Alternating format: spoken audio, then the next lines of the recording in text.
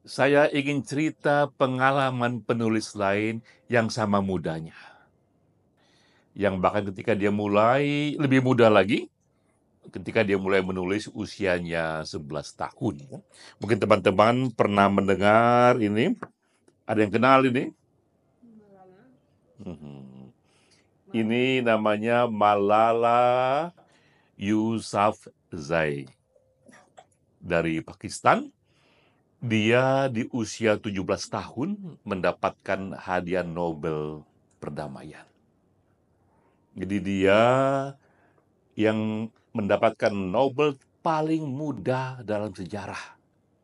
Ketika usianya 17 tahun, karena tulisannya yang ia mulai ketika usianya 11 tahun.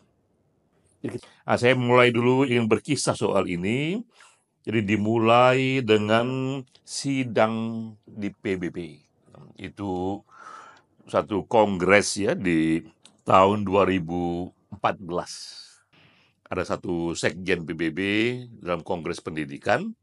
Dia berkata dan menjadi kutipan, beruntunglah mereka yang sejak muda sudah memberi manfaat bagi lingkungannya. Itu pernyataannya itu ya.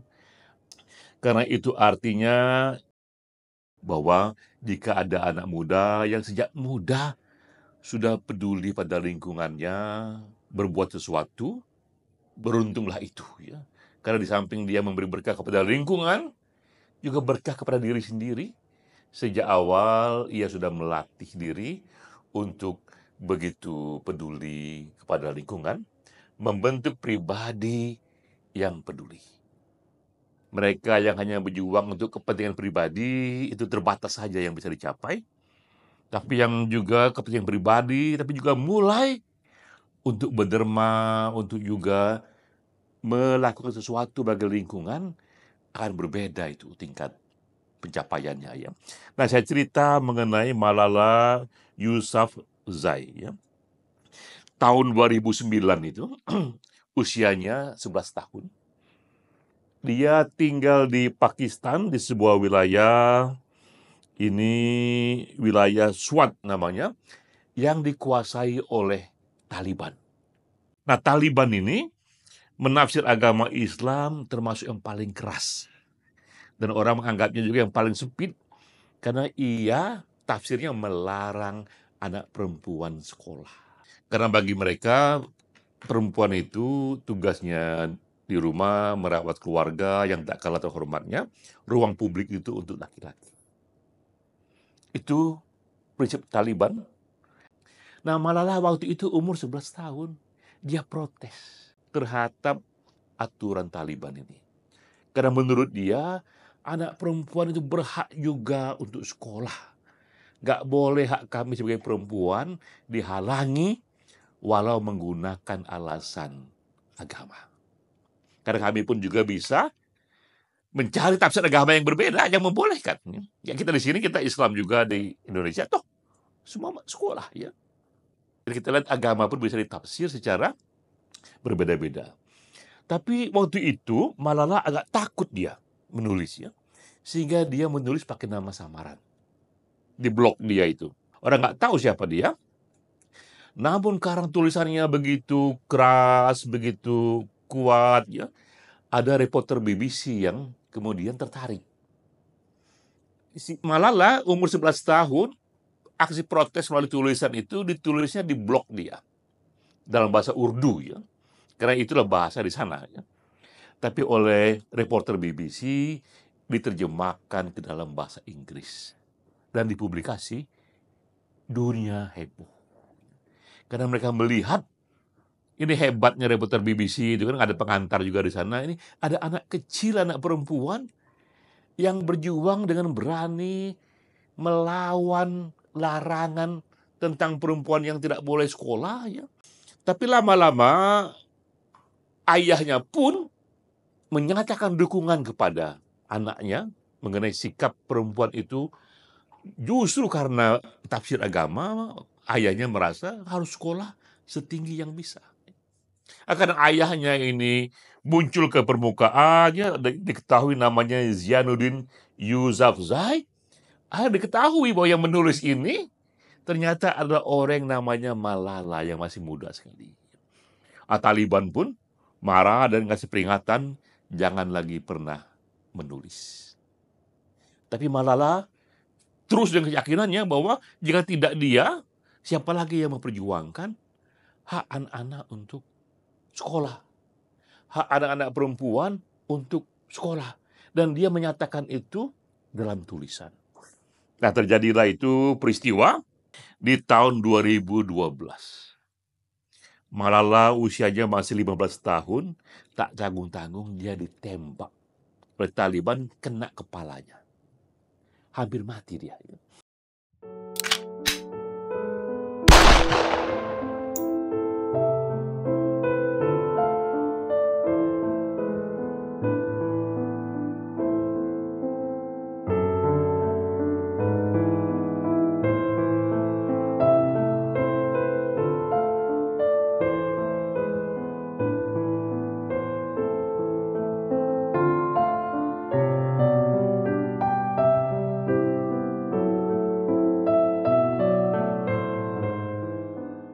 Dan mungkin waktu orang menduga dia akan mati gitu ya, karena kepalanya masih kecil sekali. Dia dibawa ke rumah sakit di Pakistan, nggak bisa sembuh, dibawa sampai ke London sana. Nah, itulah keajaiban terjadi. Malala bukan saja dia sembuh, dia bisa sadar lagi, tapi dunia berterima kasih kepada Malala. Dan dia pun kemudian dihargai mendapatkan hadiah Nobel perdamaian. Gak pernah ada dalam sejarah orang sekecil ini dapat hadiah Nobel untuk perdamaian, yang acap kali perdamaian itu isu-isu besar yang membutuhkan kematangan dalam berpikir ya. Tapi panitia Nobel merasa Malala contoh yang baik. Kemudian Malala justru tumbuh lebih hebat lagi ya. Dia tidak takut, malah dia mendirikan kemudian itu yang namanya Malala Fund. Satu dana yang mengambil nama Malala, tapi dana ini diberikan oleh banyak sekali lembaga internasional yang membuat Malala menjadi simbol hak perempuan untuk pendidikan. Nah, kita tahu Indonesia pun pernah mengalami itu. Jadi adik-adik juga pernah ingat R.A. Kartini ya. Kenapa Kartini harum? Karena ia perjuangkan juga itu pendidikan untuk perempuan. Yang di era itu juga hanya laki-laki yang boleh pendidikan, baik karena tradisi kultural ataupun karena tradisi agama. Kartini termasuk orang yang berjuang untuk pendidikan di Indonesia. Malala berjuang di Pakistan sana. Nah, lalu apa yang bisa kita pelajari dari kisah Malala? Jadi pertama yang kita pelajari adalah betapa ternyata sebuah tulisan dapat perhatian dunia, dapat mengubah lingkungannya sekecil apapun. Untuk kasus Malala, tulisan dia akhirnya berujung pada munculnya Malala Fund, ya, munculnya banyak sekali dana yang bisa membantu anak-anak sekolah. Kedua yang kita pelajari juga, ternyata orang bisa mengambil perhatian dunia walaupun umurnya baru 11 tahun. Umur 11 tahun, dia bisa membuat tulisan. Dan ketiga, kenapa tulisan Malala ini menjadi penting? Jika dia hanya sekedar menulis bulan di atas bukit berwarna ungu, nggak ada perhatian di sana. Perhatian pada tulisannya karena ia mengangkat isu-isu sosial yang penting di lingkungannya. Anak perempuan dilarang sekolah, itu penting. Dan tema-tema puisi esai yang teman-teman juga angkat, itu juga penting. Tema-tema tentang hak asasi, hak perempuan, kerasan, tema-tema mengenai keadilan, itu sama pentingnya. Ya. Lalu kemudian adik-adik pun dipilih menjadi duta puisi esai. Pertanyaannya, why? Mengapa kita buat acara ini? Apa tujuannya dibuat acara ini? Ini adalah salah satu cara kita sedini mungkin untuk mengajak teman-teman mulai berderma. Jadi derma itu kata kunci, Derma di sini tidak hanya berarti memberi dana, ya, tapi derma di sini berarti mulai juga peduli pada lingkungan dan memberikan sesuatu untuk lingkungan.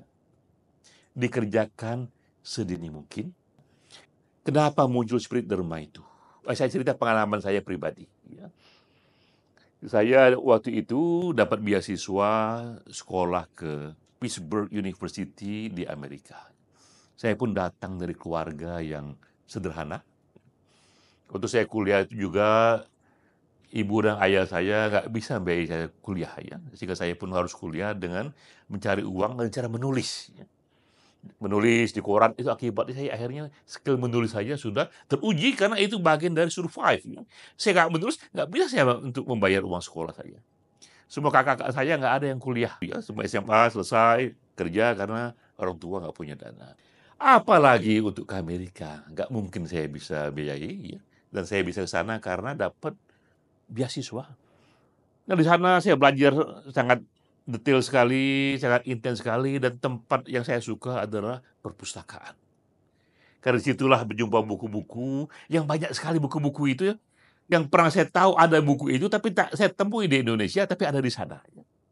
Nah, library di sana namanya adalah Perpustakaan Carnegie. Lalu saya mendengar bahwa ini perpustakaan ini disumbangkan oleh Andrew Carnegie. Ternyata dia membuat 2.500 perpustakaan di Amerika. Sebanyak itu. Dia seorang imigran yang miskin juga. Tiba-tiba dia menjadi kaya dan dia merasa bahwa kekayaannya ini datang dari alam semesta, dari Tuhan, yang kemudian menurut dia sebagian harus dia giving back ke society. Dalam kasus dia, dengan cara membangun perpustakaan. Supaya di situ buku-buku bisa dibaca secara gratis. Ya. Buku-buku itulah koneksi dari publik kepada ilmu pengetahuan. Saya terkesima dengan informasi yang saya dapat. Saya waktu itu masih miskin. Uang juga pas-pasan juga. Tapi saya sudah bertekad. Ya. Di satu malam itu saya sempat terdiam dan saya berdoa sambil menangis. Ya. Karena saya dari hati saya tumbuhkan. Dan saya katakan, ya Tuhan, jika pada suatu waktu datang rezekimu, yang entah dari mana, saya niatkan juga sebagian nanti saya akan dermakan seperti Carnegie ini. Saya sempat juga baca bukunya itu, judul bukunya The Gospel of Wealth dari Andrew Carnegie. Dia dianggap salah satu bapak dari kegiatan filantropi di Amerika. Jadi di Amerika itu orang belum dianggap kaya sebelum dia menjadi dermawan. Dan sekarang ini kita lihat, kayak Bill Gates itu dia udah nyatakan 95% dari kekayaannya untuk publik. Nah, saya pun juga tersentuh untuk begitu. Nah, tiba-tiba dunia berubah. Saya punya dana yang lumayan. Dari dana ini saya sudah nyatakan juga kepada keluarga, saya sumbangkan sebagian menjadi dana abadi untuk kegiatan Puisi Esai. Jadi adik-adik nanti ini ikut festival Puisi Esai, itu yang kedua ya, di Taman Ismail Marzuki.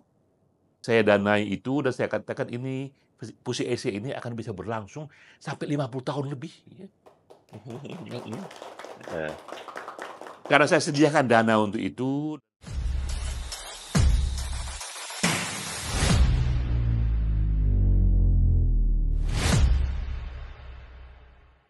Nah, inilah konsep derma. Tapi derma sekali lagi nggak harus dengan dana. Ya. Adik-adik pun bisa mulai berderma dengan tulisan.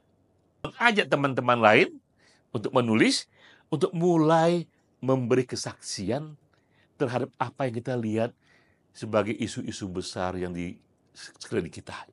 Nah, adik-adik juga nanti akan melihat banyak sekali isu-isu di lingkungan adik-adik yang perlu dituliskan. Ya. Yakini saja bahwa ketika itu dituliskan, jika dia bisa menyentuh satu orang saja, sudah bagus itu. Ya. Jadi kita pun juga tidak terlalu berambisi bahwa dengan tulisan kita ingin mengubah dunia misalnya.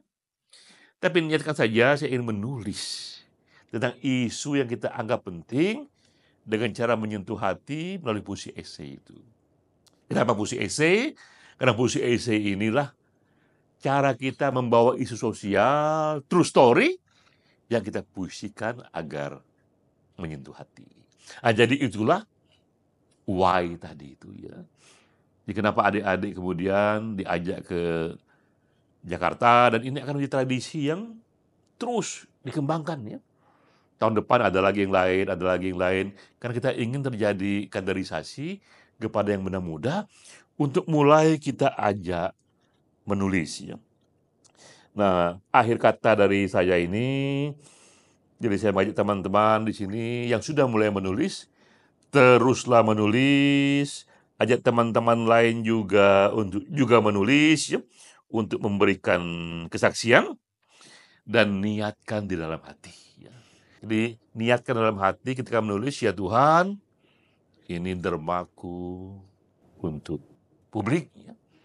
Aku ingin menuliskan ini karena ini isu yang penting, dan aku ingin ini isu menjadi perhatian. Semoga dibaca lebih banyak orang, sehingga dia bisa akhirnya ikut membuat dunia yang lebih baik. Ada kutipan yang bagus dari Winston Churchill. Ya. Dia katakan, kita hidup karena apa yang kita ambil. Karena pastilah harus ada yang kita ambil, kita harus survive, tapi kita bahagia karena apa yang kita beri. Nah, kegiatan puisi esai ini, adik-adik tafsirkan bagian dari kegiatan kita memberi. Bagian dari kita untuk ikut memulai tradisi derma sedini mungkin. Ya.